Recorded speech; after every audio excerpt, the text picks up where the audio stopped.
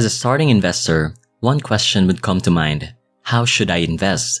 What strategy should I use to achieve my goal? So in this video, I would discuss with you 2 known strategies that have been proven to work in the long run, and I would also share with you what I use.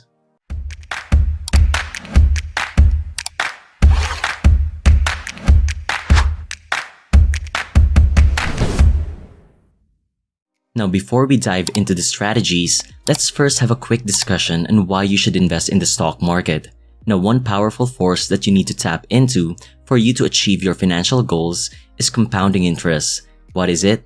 A short definition is earning interest from the interest you got the last time.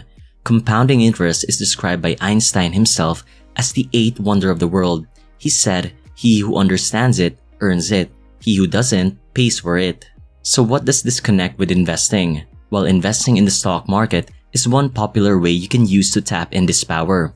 And the best thing about it, there are 2 ways in which you can use compound interest in stocks. This is through capital appreciation and dividends. A short story, you get to use compound interest in capital appreciation when you sell your stock at a much higher price than when you bought it. And the gains you get, you reinvest back into your portfolio. And same through dividends. Companies usually give out dividends to their shareholders, and when you reinvest it back, the dividends you got will earn you more dividends the next year.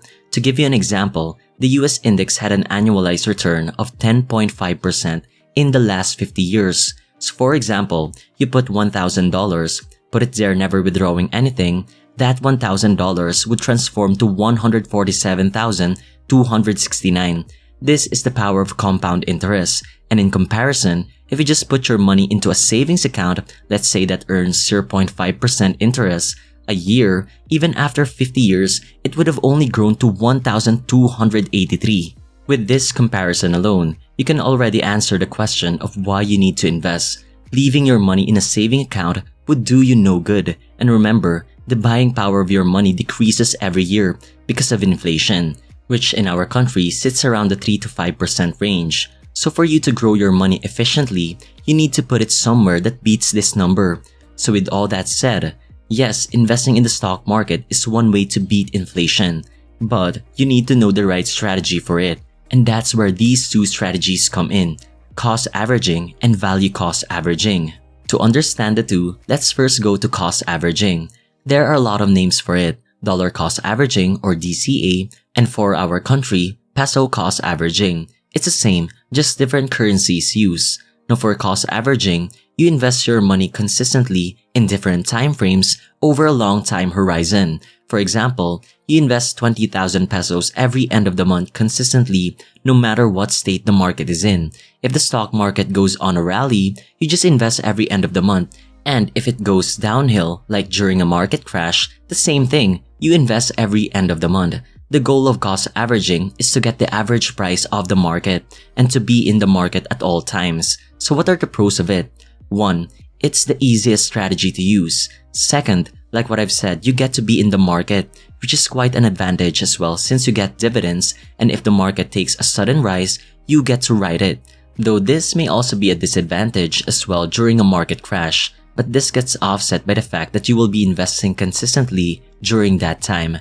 The cons. This strategy isn't good for individual stocks. Why? Cost averaging is used when you're sure that what you are investing in will rise in price in the future, which for an individual company may not be the case. That's why cost averaging is best used in an index fund, which has been proven to climb in the long run. Just for you to see, our index, which is the PSEI, in 1987 was only in the 500 price range, but fast forward to 2022, it's now in the 6,700. This gives a compounded return of 7.65%, and it even had an all-time high back in 2018 when it breached the 9,000 mark, which gave you a compounded return of 9.41%. So we can say, based on historical data, that our index, no matter how many market crashes hit it, in the long run has risen in value. The same goes for indices in other countries, like in the USA. This is even in a much wider time horizon, which has experienced more market crash. So going back, what if you cost average in the wrong company, which had bad financials? No matter how you cost average in it, your money wouldn't grow and may even end up at a negative gain. So be careful in using this strategy in individual stocks, because if it's a falling stock, then you're just adding up to your loss. Now for value cost averaging, it's almost the same, but there's a certain limit where you will buy in. For example, you computed for a certain stock that the right price to pay for company Z is 45 pesos. This means you will only cost average when the price of that company falls below 45 pesos. That's about the difference between the two. Now some investors, when they use value cost average approach, they even put a margin of safety. Like for example, instead of 45 pesos, you give yourself some cushion to pave way for some errors in your calculation. So instead of 45 pesos, you use a 30% margin of safety, which cuts down your buy price to 31.5. This means you will only buy when the price drops to 31.5 pesos. Now, if you want to understand this method, I made a video of how I compute the intrinsic value of the company and another video explaining margin of safety. There's a link below. So this is only one way of using value cost averaging, and most value investors also have a selling price for the stock they've bought, at which when the stock is overvalued, they sell and the cycle goes on, finding another company at a discount. The pros of value cost averaging are, you can lessen your drawback when the stock market falls, a cushioning effect to say. So for example, if the market falls 50%, since you only bought it at a certain price, then your drawback is less compared to someone who bought at the peak. And since most value investors aren't fully invested, especially when there aren't any undervalued companies, this also helps mitigate their drawback during a market crash, and they can also buy a lot of companies during that time since they have cash on hand.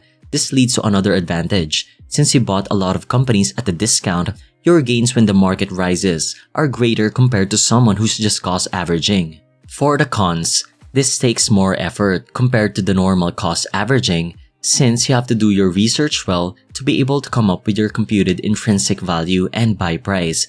And since you aren't always fully invested, especially during an overly valued market, if there's a bull run wherein stocks continue to go up for a long period, then you can get stocks staying on the sideline, and this can lead you to miss out on potential gains. Since cash doesn't earn anything and the dividends you get every year aren't reinvested back, this lessens the compounding power. Another problem, since you're computing for future growth, this can sometimes lead to certain biases, wherein investors tend to use a high growth percentage since they like the company, which in turn sends your computed buy price higher.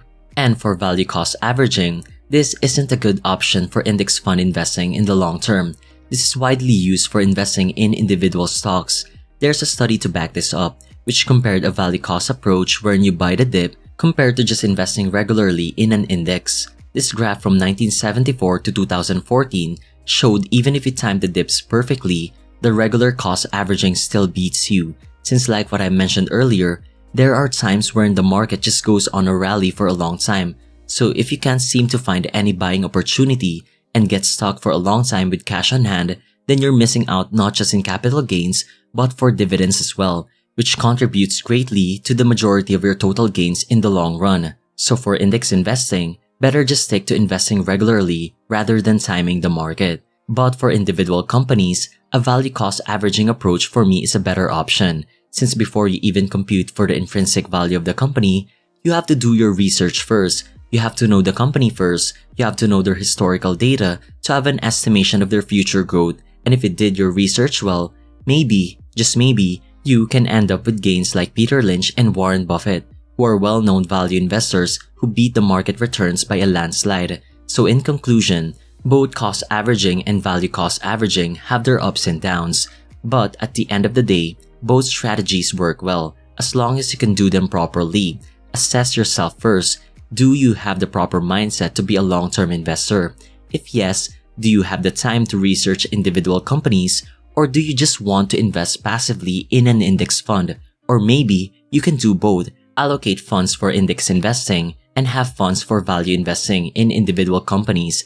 It's all up to you to choose the strategy that you know you can continue for a long time, not less than 10 years to be exact. That's how you get to maximize the power of compounding. And if you can have a strategy that you can easily maintain, this will help you in your mental well-being, which can further help you survive during the ups and downs of the market. So choose wisely.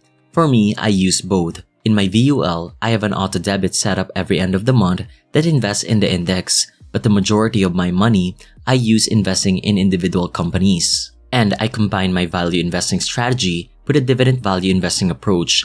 I invest in high dividend paying companies, and I will be reinvesting the dividends in the cheapest company on my watch list. This way, I get to tap into the power of compounding dividends no matter what market cycle we are in.